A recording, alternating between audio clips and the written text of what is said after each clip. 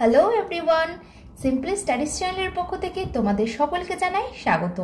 আশা করি তোমরা সকলেই খুব ভালো আছো। আজকে খুব একটা গুরুত্বপূর্ণ বিষয় নিয়ে আলোচনা করব, সেটা হলো রূপান্তরিত শিলা বা মেটামরফিক রক।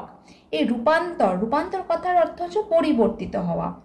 শিলার যে পরিবর্তন তাকেই বলা হয় রূপান্তরিত শিলা।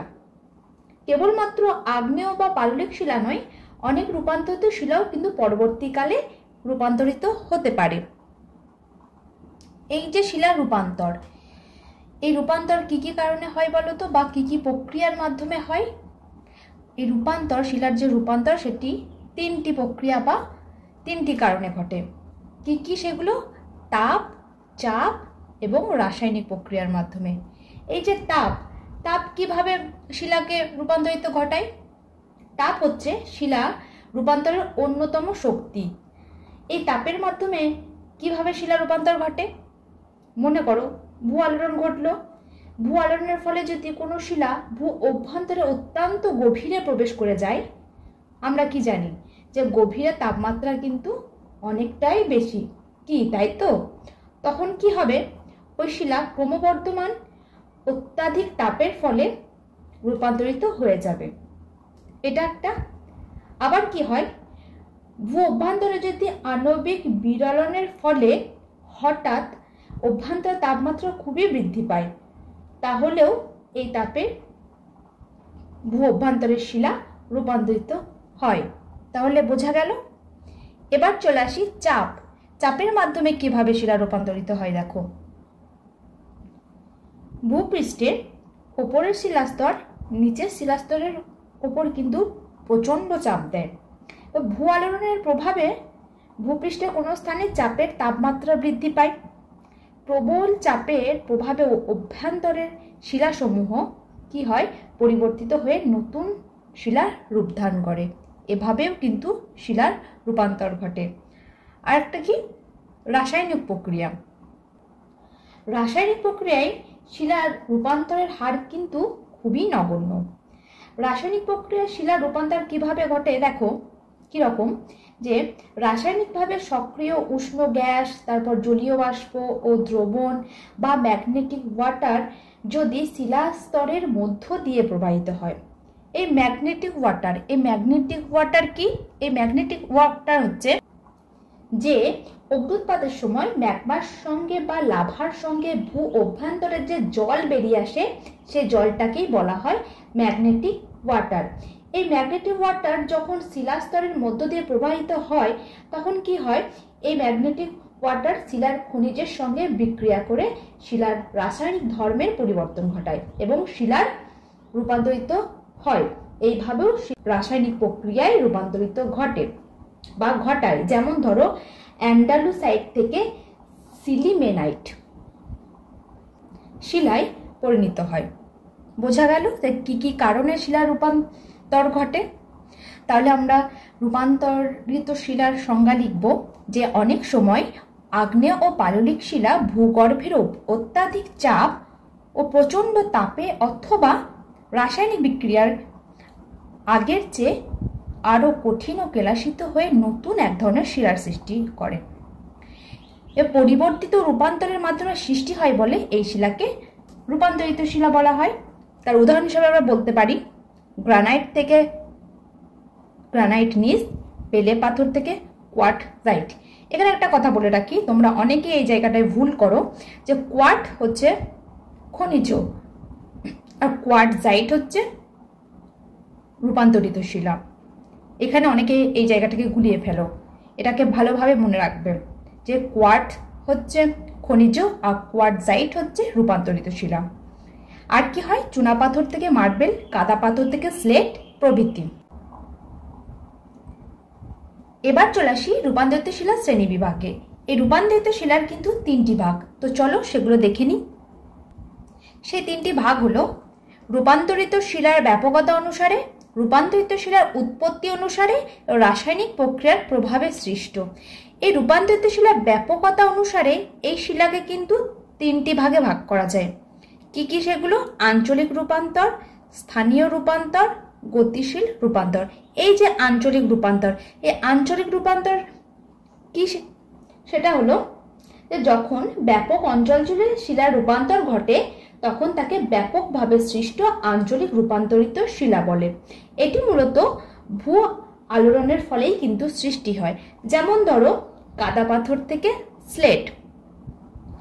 দ্বিতীয়টা কি হচ্ছে স্থানীয় রূপান্তর। স্থানীয় রূপান্তর কি? এটা হলো যে যখন ক্ষুদ্র অঞ্চল জুড়ে শিলার রূপান্তর ঘটে তখন তাকে বলা হয় স্থানীয়ভাবে সৃষ্ট রূপান্তরিত শিলা। এটা উদাহরণ হিসেবে বলতে পারি যে চুনা পাথর থেকে মার্বেল। তৃতীয় হচ্ছে গতিশীল রূপান্তর।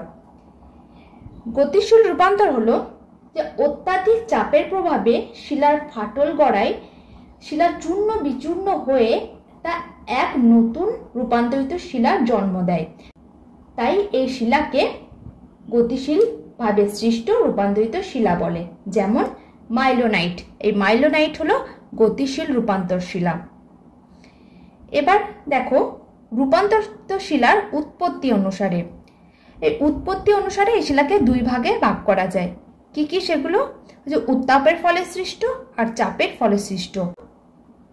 উত্তাপের ফলে কিভাবে শিলার রূপান্তর ঘটে দেখো।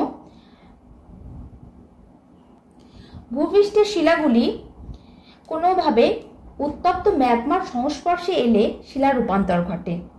একে বলা হয় উত্তাপের ফলে সৃষ্ট রূপান্তরিত শিলা। যেমন ধরো চুনা পাথর থেকে মার্বেল। দ্বিতীয়ত চাপের ফলে সৃষ্ট। এই চাপের ফলে কিভাবে শিলা রূপান্তরিত হয় দেখো বা রূপান্তর হয় যে ভূপৃষ্ঠের শিলাসমূহ ভূ আলোড়নের ফলে ভূ অভ্যন্তরে প্রবেশ করলে ওপরের শিলাস্তরের প্রবল চাপে শিলার রূপান্তর ঘটে। যেমন বলতে পারো যে কাদা পাথর থেকে সিস্ট বা গ্রানাইট থেকে নাইস। এবার দেখো রাসায়নিক প্রক্রিয়ার প্রভাবে সৃষ্ট। এই রাসায়নিক প্রক্রিয়ার প্রভাবে কিভাবে শিলা রূপান্তর ঘটে দেখো যে বৃষ্টি, নদী, সমুদ্র ইত্যাদি জল ভূগর্ভে প্রবেশ করে এবং বিভিন্ন খনিজের সাথে মিশে বিভিন্ন রাসায়নিক দ্রবণে পরিণত হয়। আর এই রাসায়নিক দ্রবণ চাপ ও তাপের ফলে শিলা রূপান্তর ঘটতে সাহায্য করে। তাহলে বোঝা গেল রূপান্তরিত শিলার শ্রেণী বিভাগ। এবার চলে আসি বৈশিষ্ট্যে। দেখো 1 নম্বর বৈশিষ্ট্যে আগ্নেয় শিলা রূপান্তরিত শিলায় পরিবর্তিত বা রূপান্তরিত হলে তা খুব চকচকে হয়ে যায়, আগের তুলনায় মসৃণ হয়ে যায় এবং কেলাস যুক্ত হয় এবং স্ফুটিক যুক্ত হয়। 2 নম্বর পাললিক শিলা রূপান্তরিত হলে তার ভঙ্গুরতা কমে যায়। কিছু কিছু পাললিক শিলা আছে যেগুলি কিন্তু সহজেই ভেঙে যায়। যেমন ধরো সেল। এই সেল যখন রূপান্তরিত হয় তখন স্লেট তৈরি হয়। আর এই স্লেট কিন্তু আরো বেশি শক্ত কাদা পাথরের থেকে। তাই পাললিক শিলা রূপান্তরিত হওয়ার ফলে তার ভঙ্গুরতাটা অনেকটাই কমে যায়।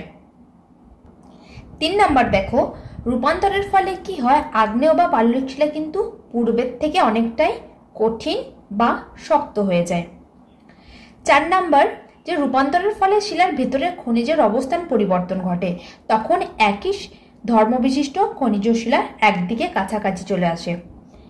এটি রূপান্তরিত শিলার একটি গুরুত্বপূর্ণ বৈশিষ্ট্য যে শিলার মধ্যে যে সমস্ত খনিজ পদার্থগুলি থাকে, সমবৈশিষ্ট্যের যে খনিজ পদার্থগুলি থাকে সেগুলি রূপান্তরের ফলে কি হয়, শিলা যখন রূপান্তর হয় তখন রূপান্তরিত শিলার মধ্যে সমগুণ সম্পন্ন খনিজ পদার্থ আছে বা সমগুণ বৈশিষ্ট্যযুক্ত যেসব খনিজগুলি রয়েছে সেগুলি একদিকে জড়ো হয়ে যায়। এতে কি হয়, এতে খনিজ পদার্থ সংগ্রহ করতে খুব সুবিধা হয়।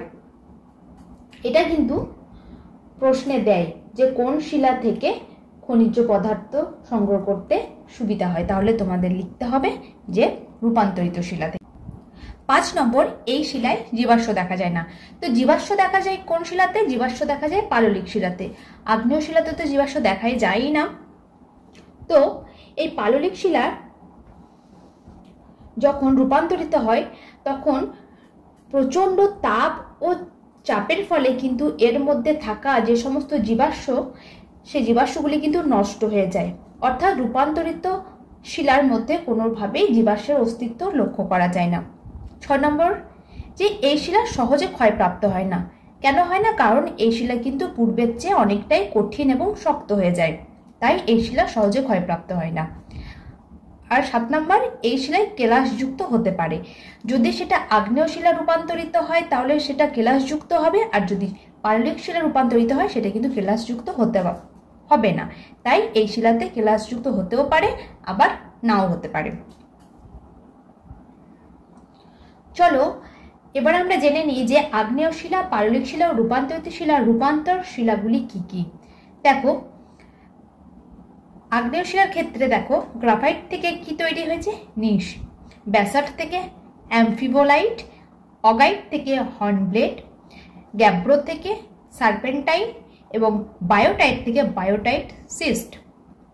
পাললিক শিলার ক্ষেত্রে দেখো যে বেলে পাথর থেকে রূপান্তরিত হয়ে তৈরি হয়েছে কোয়ার্টসাইট, কাদা পাথর থেকে স্লেট, চুনা পাথর থেকে মার্বেল এবং পিট কয়লা থেকে গ্রাফাইট। আর রূপান্তরিত শিলার ক্ষেত্রে দেখো যে স্লেট থেকে ফিলাইট এবং ফিলাইট থেকে সিস্ট। তোমরা এই জায়গাটা কিন্তু খুব ভালোভাবে মনে রাখবে। চলো তোমাদের একটা ছবির মাধ্যমে দেখাই, তাহলে হয়তো তোমরা জিনিসটা দেখে আরো ভালোভাবে বুঝতে পারবে। তোমাদের কোথাও বুঝতে অসুবিধা হলে আমাকে অবশ্যই কমেন্টে জানাও, আমি সেই সব জায়গাগুলো তোমাদেরকে আরো ভালোভাবে বোঝানোর চেষ্টা করব।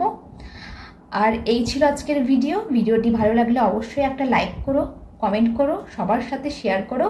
আর এই চ্যানেলের প্রথম হয়ে থাকলে চ্যানেলটি সাবস্ক্রাইব করে পাশে থেকো। তো সবাই তোমরা ভালো থেকো এবং সুস্থ থেকো। দেখা হচ্ছে পরের ভিডিওতে।